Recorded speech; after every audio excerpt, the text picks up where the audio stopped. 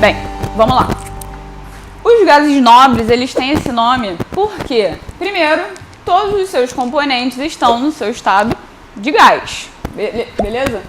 E outra coisa, nobreza, não porque eles são da família real, nem nada daquilo, eles não foram descobertos junto lá com a Elizabeth, nada do tipo. Apenas porque, quando a gente vê distribuição eletrônica, tabela de Linus Pauling, todo aquele processozinho, a gente vê que eles são os elementos que já estão estáveis na natureza. Então, eles são os únicos que a gente, de fato, consegue encontrar eles sozinhos, puro. Então, eu consigo encontrar hélio, arsênico, xenônio, perfeitinho. Todos os outros elementos da tabela periódica, a gente tem o quê? Eles juntos. Quando eu quero um pedaço de ferro, uma partícula, uma gramatura, eu tenho o quê? Eu tenho que fazer a extração dele do solo, que ele está junto com outros materiais, outros minérios, e aí eu tenho que extrair ele daquilo. Os gases nobres não, eu consigo encontrar eles puros, já eles isolados. Então, por isso que eles são separadinhos e têm toda uma propriedade diferente, correto? Bem, visto isso, metrais de transição interna, metrais de representativos e ametais, gases nobres. Dentre essa composição aqui da clorofila, o que vocês acham que é o metal que está presente ali? Magnésio, né? O magnésio está aí na nossa opção, na letra D, correto? Magnésio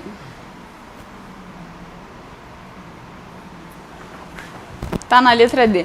Eu não vou lembrar agora em específico, mas o magnésio ele é da família 2A. E se eu não me engano, ele tá aqui no terceiro período. Quase certeza. Mas o magnésio, que é esse cara aqui, o Mg, é o nosso metal. Carbono está na família 4A, inclusive é o nome da família do carbono. O hidrogênio é o primeiro elemento aqui da família 1A, embora ele não seja considerado um metal. Ele só está agregado aqui por uma questão de estrutura dele. Não é nem de propriedade semelhante à dos metais, é só com relação à quantidade de elétrons e distribuição eletrônica também. Tanto é que em algumas tabelas ele aparece como um quadradinho isolado, tem tabela que coloca ele aqui em cima, vai variar de prova para prova. O oxigênio, ele está aqui na família 6A, família dos calcogênios, certo? O nitrogênio faz parte da família 5A, que é a família do nitrogênio. E o magnésio, como a gente já falou, está na família 2A dos metais representativos. Ok? O que mais que eu posso falar? Vou aproveitar para falar mais coisas sobre a tabela periódica. Vou colocar aqui o nome das famílias. Ó, família 1A, alguém lembra? Não.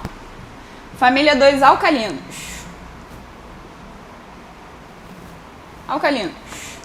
Família 2A, alcalinos também. Só que alcalinos terrosos.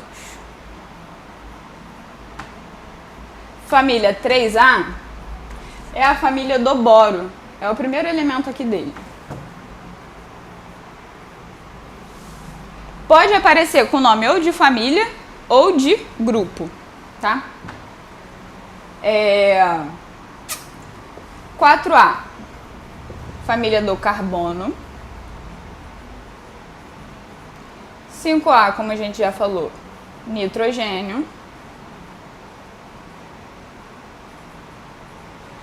Família 6A é a família dos calcogênios.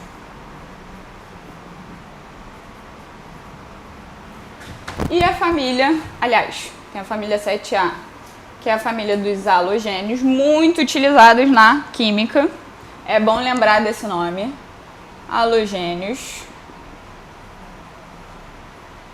E família 8A, família dos gases nobres. Beleza? Outra coisa que eu vou aproveitar para falar, antes disso, aqui a gente tem essas duas gavetinhas que eu falei, que elas têm vários elementos aqui dentro. Por que eles são colocados aqui? Primeiro porque eles têm propriedades muito parecidas, e como são muitos, a gente não ia conseguir reunir isso de outra forma, que a gente conseguisse organizar isso melhor, sem ser dessa forma. Então eles tiveram até uma certa criatividade para imaginar isso aqui, que fosse como se fosse aquela gaveta de arquivos, tipo de filme de animação que a gente abre e vem aqueles relatórios enormes, e é tipo assim. E aí a gente vai ter essas duas séries, as séries dos lantanídeos e a série dos lantanídeos e actinídeos, beleza? Outra coisa, na tabela periódica a gente tem as famílias ou os grupos, que são as linhas verticais, que foi o que a gente colocou aqui. E a gente tem os períodos. O que são os períodos? Os períodos são as linhas horizontais que a gente tem. Então a gente vai ter aqui primeiro período, segundo período, terceiro, quarto, quinto, sexto e sétimo período. E aí agora eu vi que isso daqui... tá até que tá alinhado. Até que tá alinhado. Então a gente vai ter até 7 períodos, beleza? O que esses períodos aqui querem dizer pra gente na tabela periódica? Por quê? A tabela ela foi criada não simplesmente pra gente organizar, mas também pra nos dar informação. A gente reclama tanto que na química realmente é uma disciplina que tem muita informação sempre. Mas se a gente aprende a ler essas informações quando a gente aprende tabela periódica, depois a nossa vida fica mais fácil. Por quê? Os períodos, eles dizem pra gente quantas camadas um átomo vai ter. O que são as camadas? A gente já viu que a composição de um átomo é a seguinte. A gente tem o núcleo, essas bolinhas. Representação bem caricata, quase. Essas bolinhas. E aí, ao redor dele, eu tenho camadas. Por onde a gente vai distribuir o nosso elétron. Vamos distribuir o elétron? Não sei onde é que eu coloquei a caneta vermelha. Tá aqui. Não tá. Enfim, ficou em outro lugar. Depois eu vejo. A gente vai ter, os elétrons distribuídos. 1, 2, 3, 4, 5, 6, 7, 8 e 1 aqui. Beleza. Distribuir os meus elétrons. Beleza? Então vamos, a partir desse exemplo, vamos explorar a tabela periódica. Eu tenho isso aqui, que é a representação de um átomo, qualquer. Átomo X. Esse é o meu átomo X. Esse meu átomo tem um núcleo. No meu núcleo eu tenho nêutrons. Os nêutrons, eles têm massa.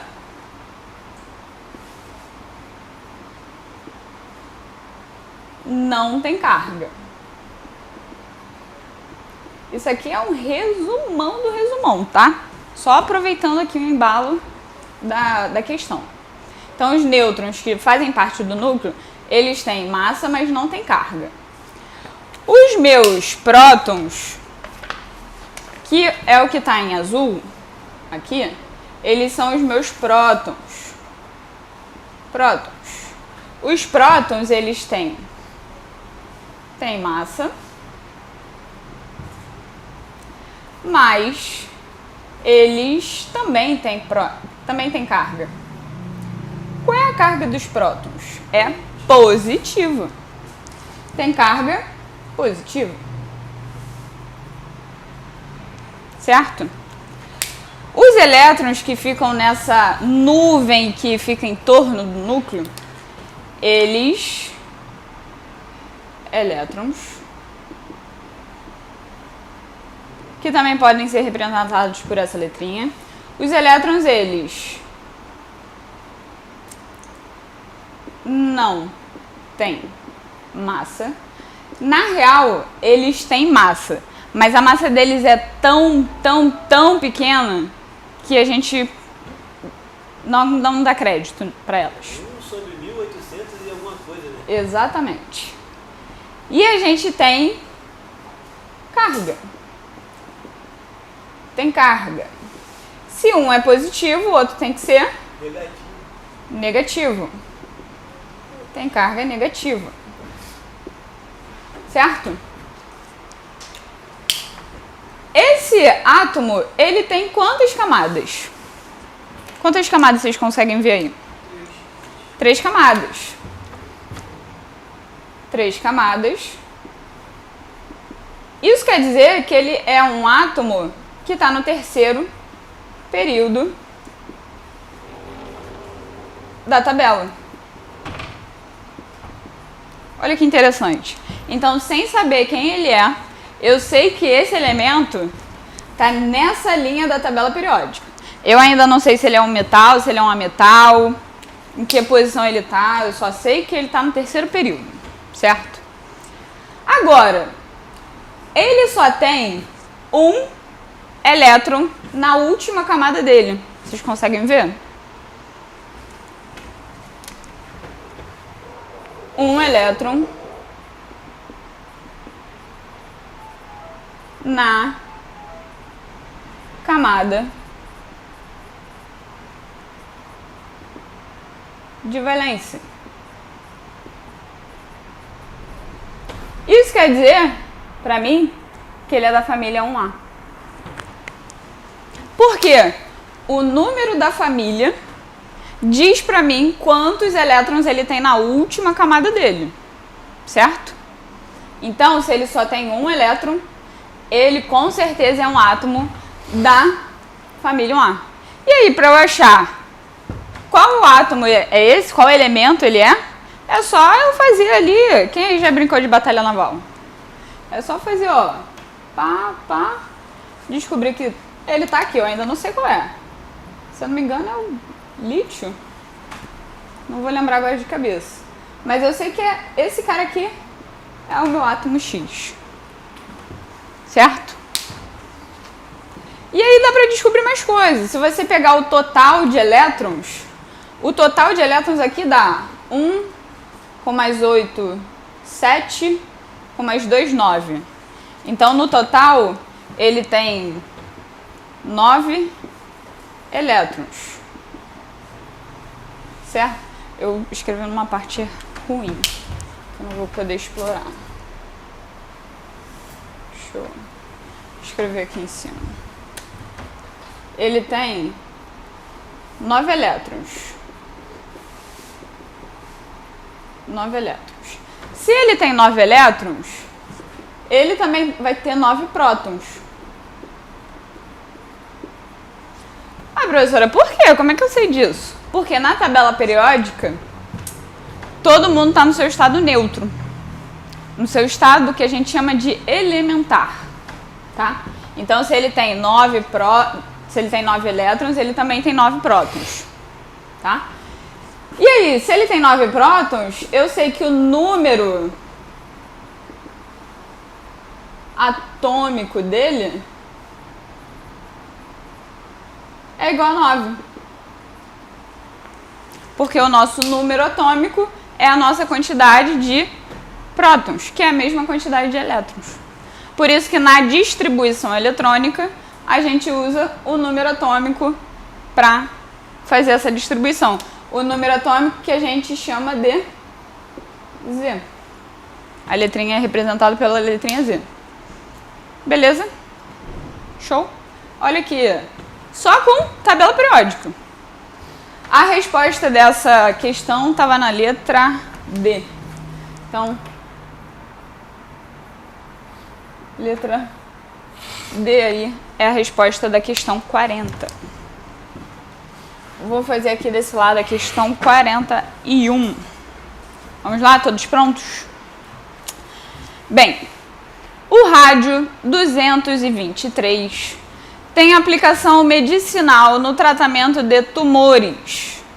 Na reação de decaimento desse radioisótopo, são formados um átomo e uma partícula alfa.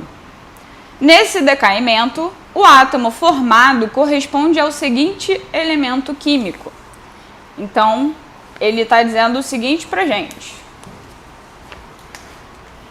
Questão 41. É uma questão de radioatividade, certo? A gente tem o elemento rádio. Elemento rádio que foi descoberto por Marie Curie. Já ouviram falar de Marie Curie? Não? Rapaz, tu nunca ouviu falar de Marie Curie? Tem até um filme dela na Netflix muito bom. Indico. Indico a todos que assistam. É um filme muito bom, muito legal. Quê? Morreu com a própria descoberta. Exatamente. Ela foi a primeira mulher a ganhar um prêmio Nobel e foi a primeira mulher a ganhar um prêmio Nobel em duas áreas diferentes, em química e em física. O marido dela morreu atropelado por uma carroça. Você acredita? Sacanagem, né? Imaginar isso? E a gente madeira dá pra morrer atropelado. Ainda amor. Eles fazem pega no mesmo dia.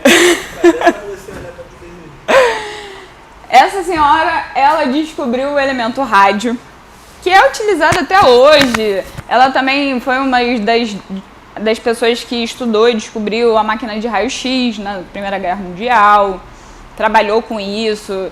O marido dela morreu também. Não foi muito relacionado... Não, acho até que foi relacionado à radioatividade também. Mas ela ainda conseguiu trabalhar bastante. E mesmo sabendo que aquilo ali estava gerando problema para ela. Então ela descobriu esse elemento, o rádio, que tem massa de 223. Certo? Isso daí é o que a questão nos dá. E até hoje em dia é utilizado para radioterapia. Pessoa, claro, com toda a proteção, coloca lá na parte que é afetada pelo câncer e faz o tratamento com projeção radiológica diretamente naquele local para matar exatamente as células cancerígenas que podem ainda ter ficado depois de uma cirurgia, de algum tratamento quimioterápico. E aí a gente vai fazer uma reação. Eu não lembro se essa parte de radioatividade eu já coloquei na plataforma, mas eu acho que já. Depois eu dou uma olhada. Mas de qualquer forma, vamos fazer uma revisão aqui. Primeiro que quando a gente tem uma reação dentro disso daqui, a gente vai fazer o seguinte. A gente vai ter isso e a gente vai ter um alfa. Por quê? Ele diz aqui que esse elemento, na reação de decaimento desse radioisótopo, são formados um átomo e uma partícula alfa. Então, a partir desse rádio, são formados, então, se estão sendo formados, tem que ser depois da seta de reação, tá? O que vem antes é reagente, o que vem depois é produto, é o que está sendo produzido. Então, se está sendo formado, vem depois da seta. Isso são pequenas coisinhas que a gente repara e que durante a prova a gente precisa reparar, porque, de repente, é uma parada, por exemplo, para você que você não vê há muito tempo. Você provavelmente não lembra disso. Primeiro porque no ensino médio já não é muito visto. E eu nem entendo por quê, porque tanto no Enem quanto na UERJ é muito cobrado. Sempre tem uma questão de radioatividade e sempre tem uma questão na UERJ também. Sempre tem, eu não sei por que eles não dão tanta bola. E eu não acho que é porque só cai uma, que não deve ser visto, porque, pô, é uma e é uma normalmente tranquila de fazer. Então, por que não dar uma atenção naquilo ali, que o aluno talvez vá acertar com certeza, vai dar até uma confiança a ele pra, pô, não, essa daqui eu sei, cara, até se esforçar mais na prova, né? Então, só de ler você vê que, poxa, se está sendo formado, vai depois da seta. Então, é formada uma partícula alfa, e aí isso vocês iam precisar lembrar. A partícula alfa é uma partícula que tem 4 de massa e 2 positivo de carga. Vou até colocar aqui embaixo. Partícula alfa.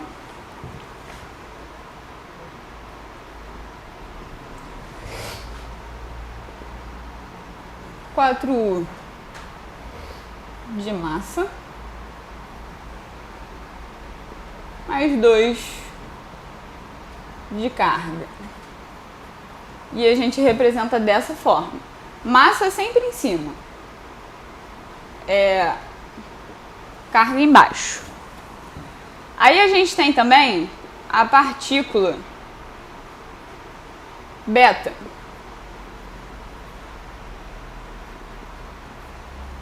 Que vai ter 1 de massa e menos 1 de carga. E a gente vai ter a emissão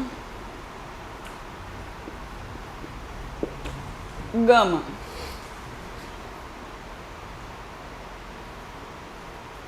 Que é a mais potente. Que ela tem 0 de massa e tem 0 de carga. E é a mais potente? Quem diria? A beta fica assim, 1 menos 1, e a gama fica 0 e 0. Essa gama consegue ela só para no chumbo. Só para no chumbo.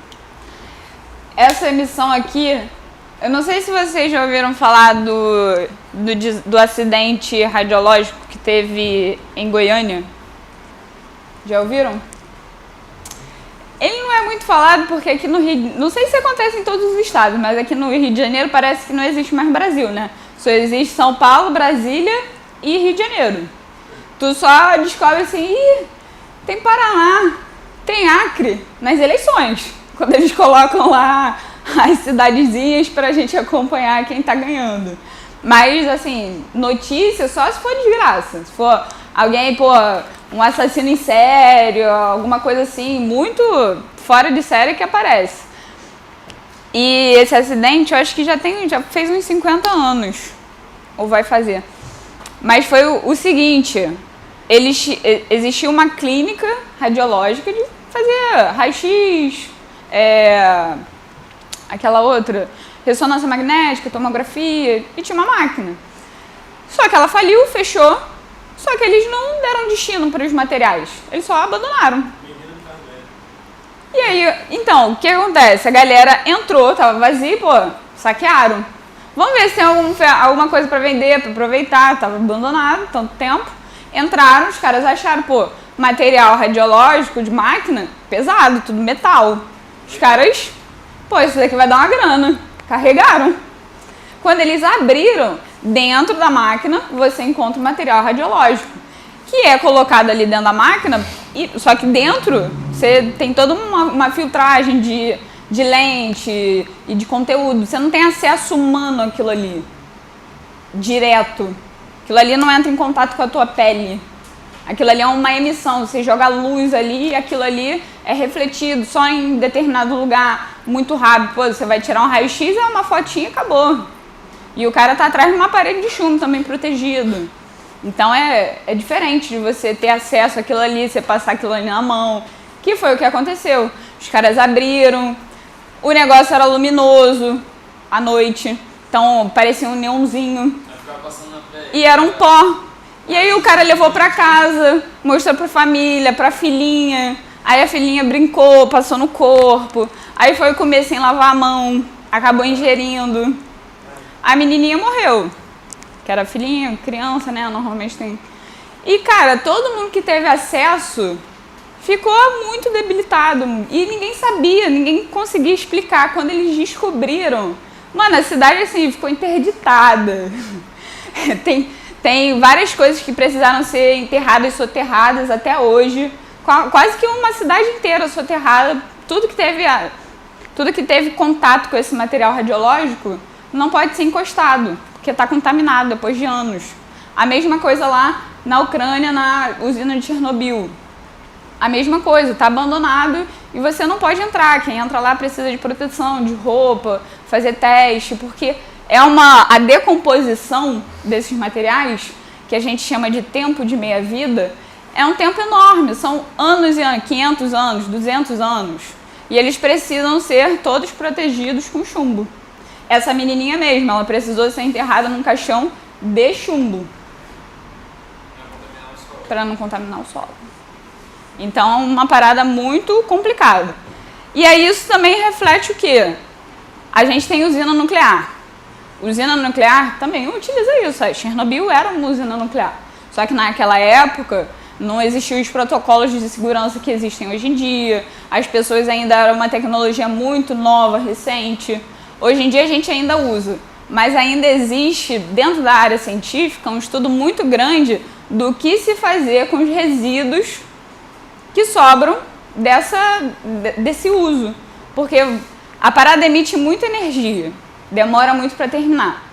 Só que em um momento você precisa descartar aquilo. Como fazer um descarte?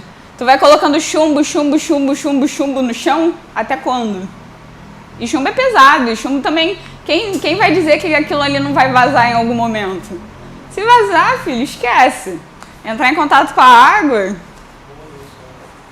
E a água circula, né? Você não consegue parar. É uma catástrofe. Enfim, voltando. Vocês vão ver que essa questão é bem tranquila.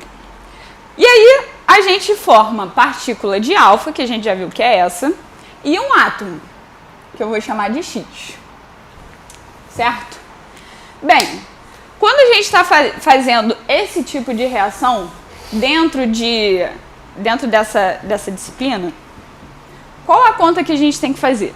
Se a gente está emitindo, isso daqui está sendo emitido disso daqui. Então, a conta que eu tenho que fazer para o X é essa. 223 menos 4. Certo? Se você olhar na tabela periódica posteriormente, o rádio, ele tem número atômico 88. Aquele ali de cima é a massa. E aí vamos lembrar também, aqui no outro lado, representação de elemento químico.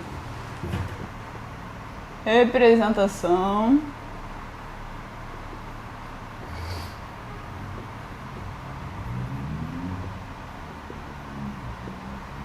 de elemento químico.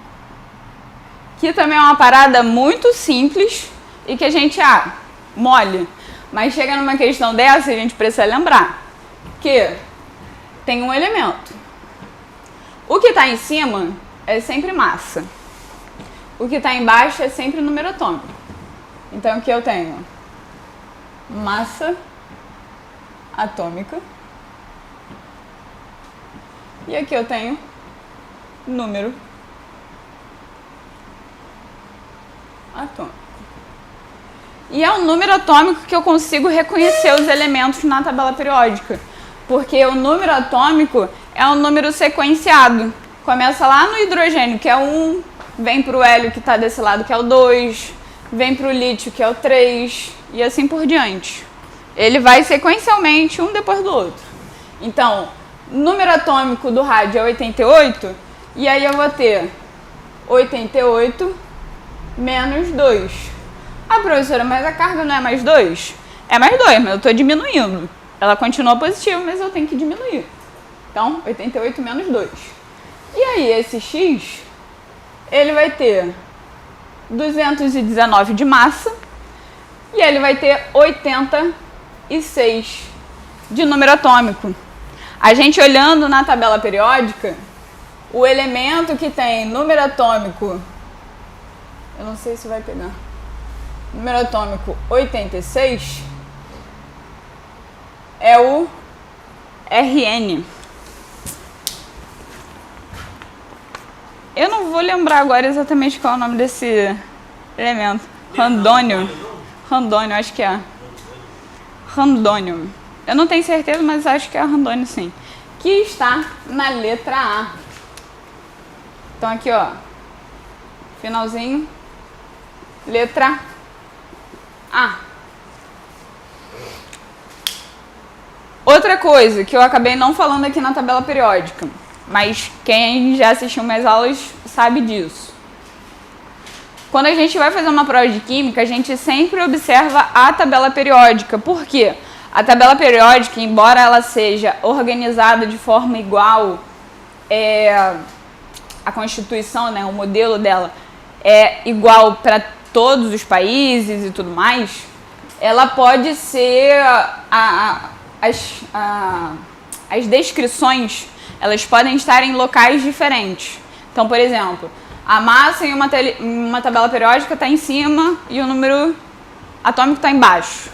Aí você vai para outra prova, está invertido. Uma está de um lado, outra está do outro. Então, a primeira coisa que a gente faz quando a gente pega a prova de química é ver a tabela periódica e ver como ela está organizada, como está mostrando ali. Como que a gente vê isso? Sempre tem um quadradinho de legenda. A tabela periódica tem legenda. Então, vê a legenda, vê o que significa cada um daqueles números, que vai facilitar a resolução das questões. Beleza? Dúvidas até agora? Perfeito.